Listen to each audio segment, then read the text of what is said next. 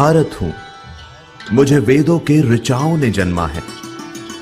मेरे परिचय के लिए इतना ही पर्याप्त है कि अमृत स्वरूपा गंगा मेरी मां है।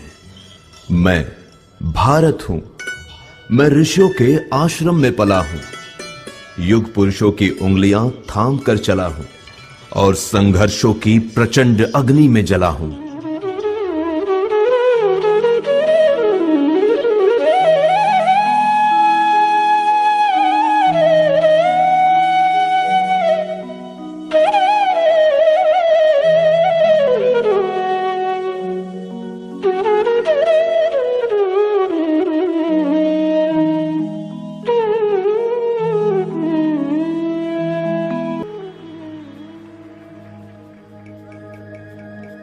मेरे इतिहास का पहला पन्ना तब लिखा गया था जब मनुष्य ने समय को दिन और तारीखों में बांटना नहीं सीखा था। 10,000 साल पहले मेरा खाका बनना शुरू हुआ, लेकिन इतना पुराना इतिहास सिद्ध करने के लिए आज हमारे पास साक्ष्य नहीं है। लोग सवाल उठाते हैं कि सिंधु घाटी सभ्यता को तो सिर्फ 3400 साल ही हुए हैं, फिर मैं 10,000 वर्षों का दावा क्यों करता हूं? मैं क्या उत्तर दूं उन इतिहासकारों को जो ईंट पत्थरों की गवाही के बिना गूंगे हो जाते हैं? 3400 साल पहले के अवशेष उन्हें दिखाई देते हैं, लेकिन 5000 साल पहले कुरुक्षेत्र में शस्त्र त्याग चुके अर्जुन को गीता का ज्ञान देते हुए कृष्ण नहीं दिखते।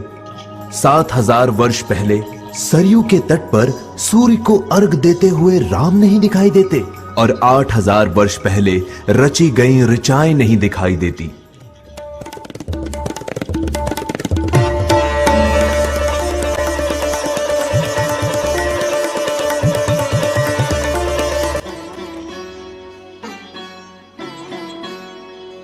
आज मानचित्र पर मेरी जो छवि है, मैं हमेशा से ऐसा नहीं था, अनेकों टुकड़ों में कटा हुआ था, जनपदों महाजनपदों में बटा हुआ था।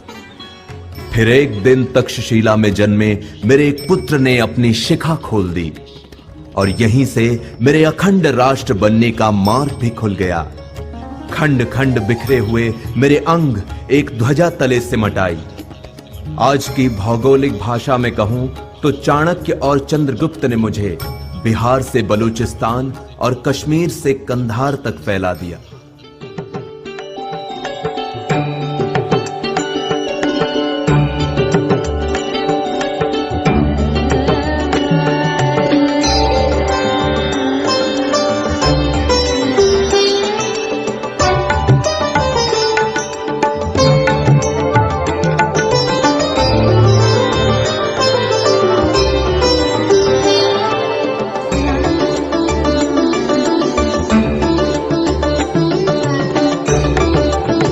मैं अपने भुजाओं का विस्तार देखकर प्रसन्न था, लेकिन अशोक की वीरता अपने दादा चंद्रगुप्त के साम्राज्य को और आगे बढ़ाने के लिए प्रतिज्ञाबद्ध था।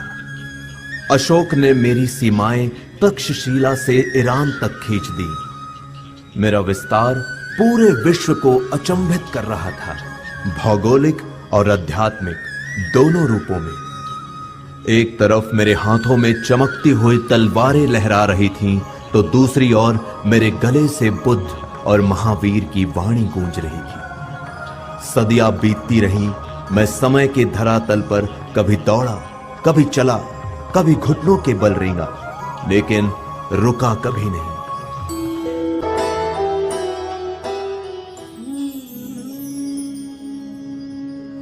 कर्म योग के सिद्धांत पर चलता हुआ मैं वैभव और संपदा के शिखर पर जा पहुंचा। मुझे सोने की चिड़िया कहा जाने लगा और मेरी चमक सुदूर देशों में बैठे लुटेरों और आक्रमणकारियों को लुभाने लगी।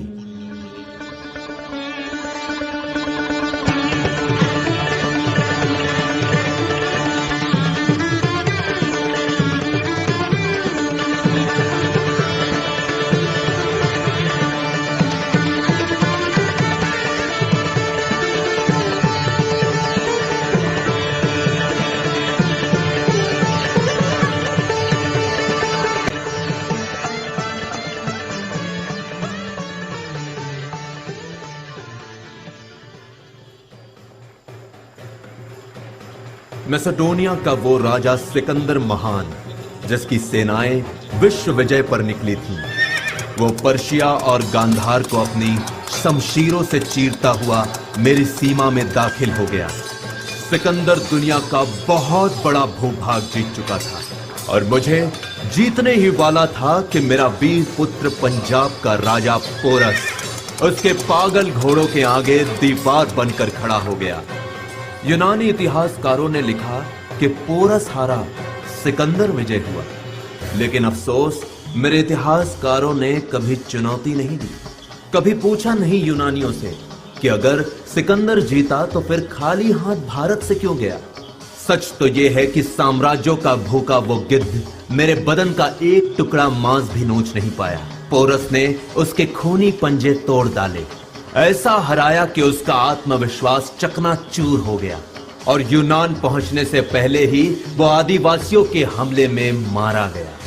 वो कहानी तो सबने सुनी होगी कि सिकंदर ने मरते हुए कहा था, मेरे हाथ मेरी कब्र से बाहर रखे जाएं, ताकि संसार को पता चले कि सिकंदर भी खाली हाथ गया।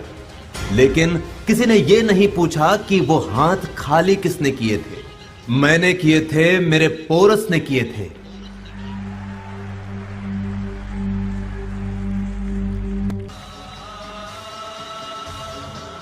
पर सिकंदर आखिरी नहीं था। अरब, महमूद, तुर्क, तैमूर और मंगोई भी घोड़ों पर चढ़ के धूल उड़ाते आए थे और मेरे मंदिरों का सोना चुरा ले गए, मेरे ग्रंथ जला दिए और मेरा इतिहास छिन्न भिन्न कर दिया। अनगिनत घाव लगे मेरे बदन पर, लेकिन विश्व बंधुत्व का आदर्श छाया रहा मेरे मन पर। मैं परदेशी शमशीरों की चोट खाता रहा और अतिथि देवो भव दोहराता रहा।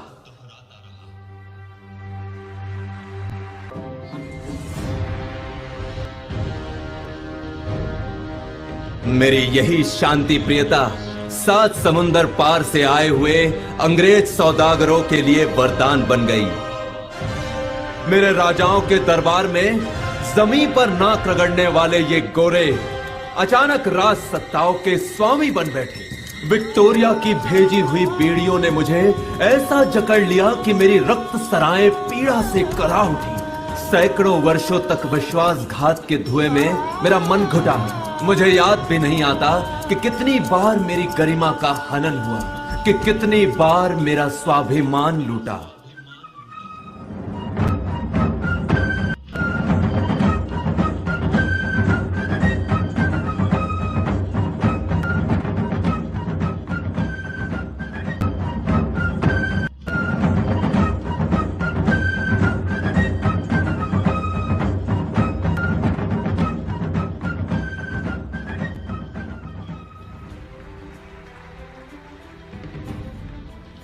लेकिन मैंने भी ऐसे लाल पैदा किए थे जो रंग दे बसंती गाकर फांसी के तख्ते पर झूल गए।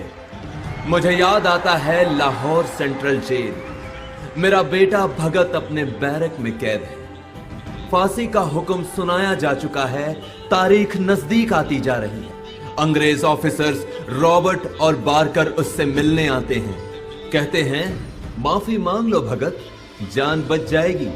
चिट्ठी लिख दो ब्रिटिश सरकार को, कह दो कि तुम अपने किए पर शर्मिंदा हो और हम भूल जाएंगे कि तुमने असेंबली हॉल में बम फेंका था, सॉन्डर्स की हत्या की थी। भगत ने रॉबर्ट और बारकर की बात मान के चिट्ठी तो लिखी। क्या लिखा था उस चिट्ठी में? भगत ने लिखा, मैं ब्रिटिश सरकार से अपील करता हूं, मुझे फांसी ना दी जाए, क्योंकि फांसी अपराधियों को दी जाती है और मैं क्रांतिकारी हूं, भारत माता का सिपाही हूं। मुझे भरे चौराहे पर गोली मार दी जाए। यह युद्ध का विधान है कि गोली से मरने में सिपाही की शान है। बगैरत अंग्रेज सरकार एक देशभक्त की जरा सी भी ख्वाहिश पूरी नहीं कर पाई। पहुंचा दिया मेरे भगत को फांसी के तख्ते तक। और मेरा भगत उसने सोचा मुझे तो वीर गति चाहिए, गोली नहीं तो फांसी ही सही। भगत फांसी का फंदा ऐसी दीवानगी से चूमने लगा जैसे मेहंदी से सजी हुई अपने दुल्हन का हाथ चूम रहा हो। ऐ दुल्हन, मैं राख बन सतलज नदी में बह गया। पूछ मत तेरी जुदाई दिल पर कैसे सह गया। है शहादत की खुशी पर जाते जाते दुख भी है। हाय आजादी तेरा घूंघट उठाना रह गया।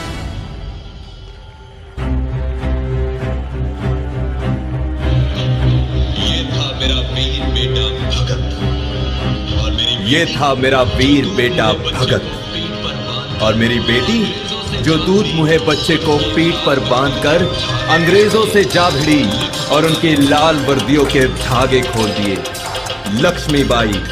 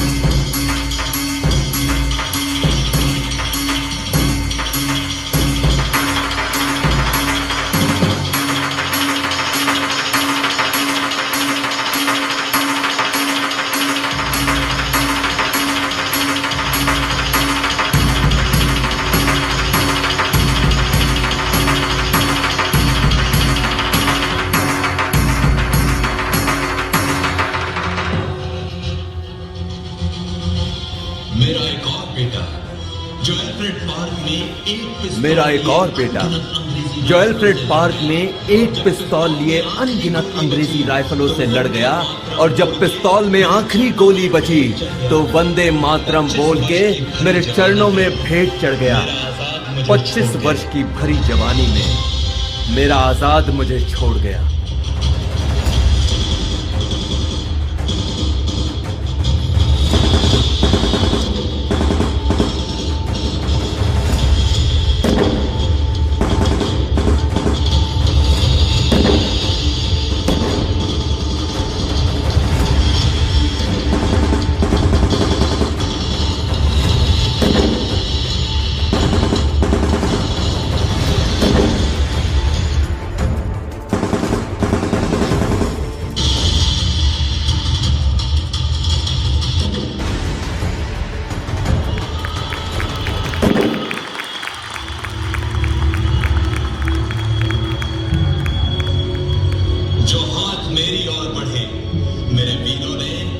जो हाथ मेरी ओर बढ़े मेरे वीरों ने काट के फेंक दिए। जो आंखें मुझ पर उठी वो बुझ गई हमेशा के लिए। मैं भारत हूँ। बलिदानियों के रक्त से भीगी हुई मेरी वादियां हैं क्योंकि मेरे सीने में शहीदों की समाधियां हैं।